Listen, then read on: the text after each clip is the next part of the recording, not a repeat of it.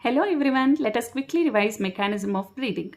Breathing involves two steps: inspiration where atmospheric air is drawn into the lungs, expiration where alveolar air or air present inside the lungs is released out. Inspiration happens when the pressure within the lungs, that is called intrapulmonary pressure, is less than the atmospheric pressure. Expiration happens when intrapulmonary pressure is greater than the atmospheric pressure, which means between the lungs and the atmosphere there must be a difference in the pressure, and that is called pressure gradient. To create this pressure gradient, diaphragm, internal intercostal muscles and external intercostal muscles between the ribs are responsible. Now, to understand the mechanism of breathing, first we shall know what is thoracic chamber. Thoracic chamber is a closed chamber where there is a location of the lungs.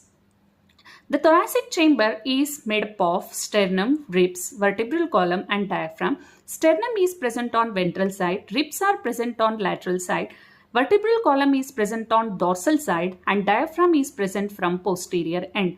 Now, within this chamber, the lungs are located. Whenever there is a change in the volume of thoracic chamber, there is an increase in the volume of lungs. That means the volume of lungs and volume of thoracic chamber are directly proportional.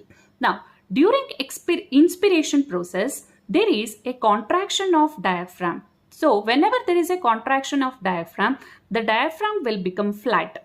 As a result, the volume of thoracic chamber will increases in anterior-posterior axis.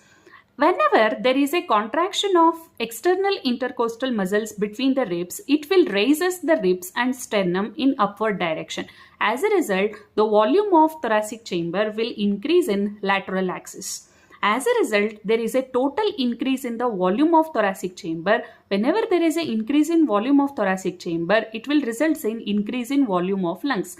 Whenever there is increase in volume of lungs, there is a decrease in pressure, and that in comparison with the atmospheric pressure. As a result, the gases which are present at the atmosphere will rushes into the lungs, that is from their higher pressure to the lower pressure. Whereas during expiration, the relaxation of diaphragm and internal intercostal muscles will return the diaphragm to their original position, as well the ribs and sternum to their original position. As a result, pressure will be on lungs and the volume of lungs will decreases because of decrease in thoracic volume. As a result, air present inside the lungs will rushes out of the lungs, which is called expiration.